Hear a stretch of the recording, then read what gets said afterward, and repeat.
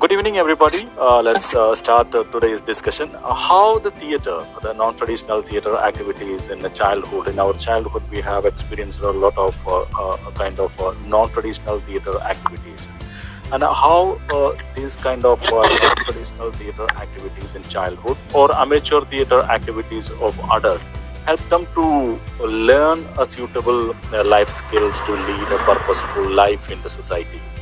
How does it inspire the positive changes in the community? How theater activities help to develop multiple intelligence, empathy, compassion in the people or children? How does it support the education system? Ultimately, how does drama, the theater activities help to change the society? This is the context of today's discussion. Today's guest speaker is Mr. Manu Jose. He is an actor, a storyteller, a facilitator, and a creative director at Allah Center for Culture and completed his education from School of Drama Thrissur in Kerala and the School of Performing Art from Pondicherry Central University. This is about Mr. Manu, and the first over to you, Manu. And the first question would be from my side is how this the theater influence on child's learning or education, the formation of the behavior or the formation of attitude and that kind of. So thank you for inviting me, Ajesh. And see, I'm just an actor. Okay, I've been telling stories, doing acting, doing many things, training and all that. And I'm talking about from my little experience. And people sometimes ask us, like, okay, why do we send children for theater? So and I'm basically trying to answer that question because okay, we all know that, we are now going to talk about the traditional way of teaching. Because traditional way of teaching is, it was more of a teacher-centered process, where the teacher was in charge of teaching and helping the child to learn. But now it's been changed for years. Now we know that okay, it's the student is on the core, and it's more student-centered or child-centered, and the whole perspective has changed, and it's focused more on the child and its child's creativity, child's openness and all that. So how does theater help that process? Because we all know that we are not talking about teaching other subjects like science and maths and all that. Okay, see, that's separate. And I'm not telling this will not help that thing, but generally what I'm trying to speak is about if we need to teach children, they have to be they have to feel free, okay? Unless and until they feel free as an individual, this process will not take place. So, and that's where primarily I believe that, involving children in theater will help.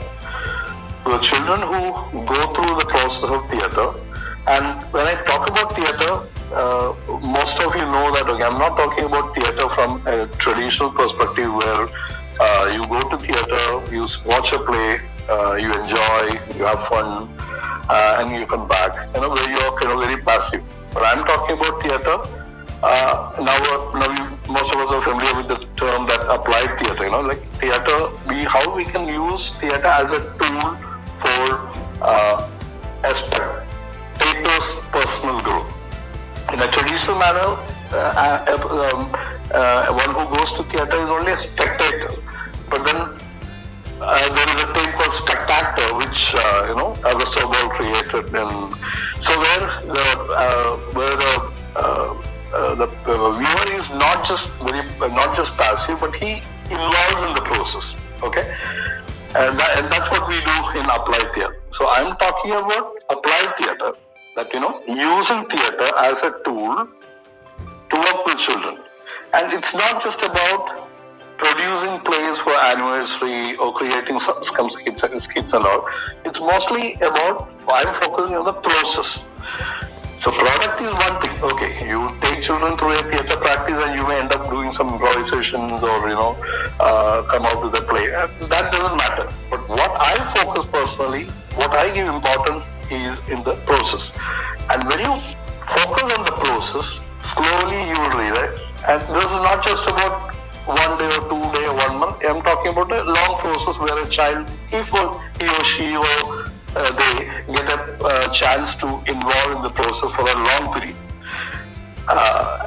If that child gets a chance to involve in theatre in a longer period, then we'll see that this freedom.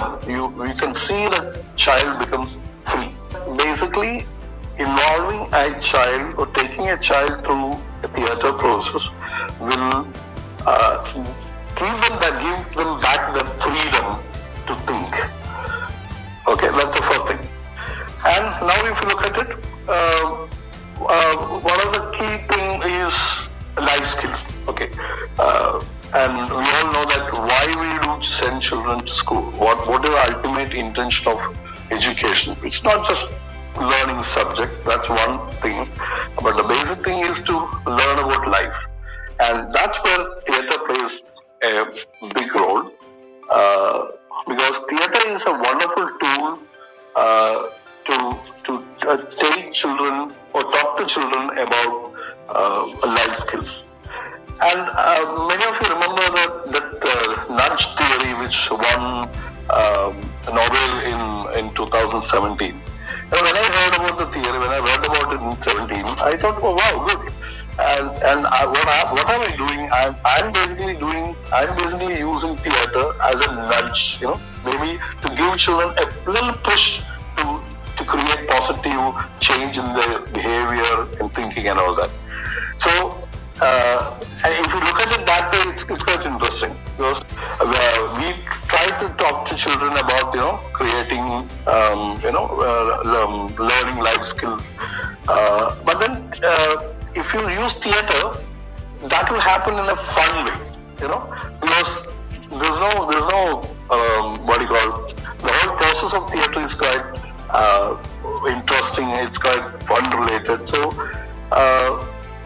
that really helps children to pick up life skills. The traditional way of education focuses more on science and maths and linguistics and all that. But then now we know that intelligence is not just science and maths. Me acting in a play or somebody singing, somebody playing sports, these are all considered as intelligences by like people like Howard Gardner and all talk about multiple intelligences. So this is another area where I believe theatre helps. Because theatre, if a child goes through the process of theatre, it actually helps child to understand all these intelligences. If a child goes for chess, it mostly deals with logical mathematical intelligence. A child goes for painting class, that deals with visual spatial intelligence. Okay, if he goes for musical, that's more about musical. But then theatre, since it's an art which encompasses all art forms, practicing theatre will develop all the intelligences of a child, and that's actually a wonderful thing. And as Howard Gardner says, if you develop other intelligences, that will also indirectly help you to develop the other intelligences. Suppose if you work on, if you get good on logical mathematical intelligence, that will eventually give you confidence, and that confidence will take you to work on other intelligences. That's what I understand, okay?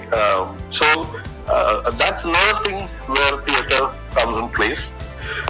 So the first thing what I'm trying to say is like how theatre will help a child to work on life skills, to understand different life skills like problem solving, critical thinking, creative thinking and all that.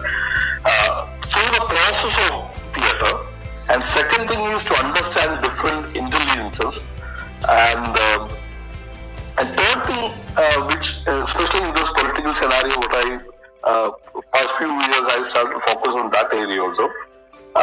Children need to understand the use of power, even from your homes, from your workplace, everywhere. Power is being used, and very often power is being used in a power over manner. children, especially in the conventional way of teaching, they experience this power over manner. But whereas theatre has an ensemble feel, where in theatre you have a director, you have a playwright, you have an actor, you have a set maker, you have a light boy. But then theatre is a field where everybody works together. And without being democratic, you cannot work on theatre. That's what my feeling. So that's another thing. Once you take children through the process of theatre, they will get to understand that democratic way of dealing with people, or what democracy is, how everyone is important, how everybody's voice is heard. And that's a third thing. Manu was explaining how this theatre process is helping the children to develop the life skills and the multiple intelligent, like the kinesthetic skills like that, and how this theatre process is also helping to develop the kind of the empathy, the compassion, the use of power, the democratic way. This is in particular with the children. How this is applicable to the adult? Nowadays, olden age, we were used to participate in amateur kind of theatre act. How this helpful even in this society? Okay. Yeah. Even for adults also all this matters, right? An adult has to have life skills. But many often when you work in an organization or when you employ people, you know that they do lack a lot of many of the life skills. So for them also, even for adults, this really helps. Okay, and the key thing what I feel in life skills is empathy, because and that's what finally you expect from anybody, right? Especially in jobs like where related to health or hospitality, sales, front office, and all that. When you go and meet a person, when you deal with another person, you expect, you as a customer, you expect that person to be empathetic. For example, you just take a health scenario. You go to a hospital and you meet the watchman, then you meet the reception people, then you meet the nurse, then the doctor. And many often you feel that, why the hell are they behaving like this? Because you go with a lot of tension, but then you feel that they don't understand you. And if you talk to them, theoretically, at least doctors, many often, because I work with doctors, I work with hospital staff and all that, and there are very few hospitals who give training to other staff, doctors may get some, that also not very sure. Now, past few years, in Kerala, the government has been talking about giving theatre, communication training for doctors. But generally in India, I don't think there is this kind of training is given. So the problem is doctors really want to be empathetic, but then many often they don't know how to be empathetic. They really want, in their mind, they know that they have to be empathetic, they want to show. But then how do you show this empathy? See, this doesn't help you have empathy in your mind. It should come out. It should be visible. It should be visible, or the other person should experience it. And I believe there is where the involvement of theatre comes. Because empathy is to put yourself in the other person's shoe, right? You all know the cliche or the definition. You put yourself in the other person's experiences, the feelings and all that. And that's what an actor do. So once you take these adults, I've done this a lot with different people, not just doctors, different people in different walks of life. And once they get this confidence, once they know that, okay, this is what I need to do. Maybe that, because, for example, somebody, a nurse asking a patient how he feels, are you okay today? And he or she just stands and look at the person, asks, are you free? Are you good today? Are you feeling good? And whatever, if you just bend your spine a little bit, and maybe if you touch the person, maybe if you change the tone of your voice, maybe if you use a different way of words, using words in a different manner, then the other person may feel that empathy. But then people doesn't So acting helps people to, if people are willing to go through the process of theatre, slowly they'll understand, okay, these are the different parts in my communication. And this is where I can change. And this is where I can alter. Okay. And that's how I believe in an adult scenario it will help. That's one thing, okay? So you're trying to say that in our service industry or in our hospitality industry, there are structured training programs is there, but the theater will help us to express the feeling, right? Exactly. See, many often we have seen many organizations doing theater, workshops or giving training to people about all this theoretically, and they may play some games and all that, but then many often it doesn't go deeper, doesn't go deep, because you really have to break people's bodies, break in the sense, not in a positive manner, because people have, very structured mannerisms, and how often you look at yourself. You look at yourself in a mirror, but how often do you look at yourself in an analytical manner about your behavior, and what is your tone, what is your body language, how do you touch people? Do you touch people at all? There are many things when you go through an acting process, you kind of look into yourself, you kind of analyze yourself. Oh, this is what went wrong. Oh, this is what I'm positive on. This is where I lack. Maybe I'm not bold in my voice. And you talk about assertiveness. Okay, you talk about assertiveness. And that assertiveness should sound in your, it should come out in your voice. It should come out in your eyes. And eye contact is, I'm sure Ajay remember that session in, eye contact is one of the key things in communication. We all know that, okay? And you look at people, how very, very few people look into eyes. Many people avoid eye contact. And theaters, and when you start acting, and these are the things that you understand. I'm not telling you become a master in few days or few weeks, but then at least you get to know that, okay, these are the elements that you have to look into it. So that kind of opening is given by theatre. That's one thing. Yeah. And one more thing about either service industry or health and all that. People are not just doing like physical work. They also do emotional work. They also do emotional labor, as Arlie Hochschild talk about it. For example, a waiter in a hotel, he might have heard somebody, the owner might have shouted at him. And he's been pushed to the restaurant, and he has to talk to a customer who just walked in. And he has an anger within himself, but then he has to control that anger, and he has to put up a face. And he can put up that face in a very, like a puppet, or he can also put up that face in a genuinely. Yeah. We are closing to our... Running out of time. Yeah. So what we understood that apart from the structured training, the functional or the behavioral, the theatre training is a holistic way we are approaching the life. We are touching the life. That's what Mr. Manu is trying to convey to us. If anybody would like to discuss more on that, you please post your thoughts here. You can think over it. I think he got thrown out, maybe for some reason. I lost connectivity or something, but I think he made some really good points, Ajesh. My daughter also does, some theatre training and all that as part of her education, and I've seen her that it kind of helps a lot to discover, recognize, and work with your own emotions, right? Which is a massive part of how you behave, how you manage different situations, and also I resonated a lot with what Manu was saying.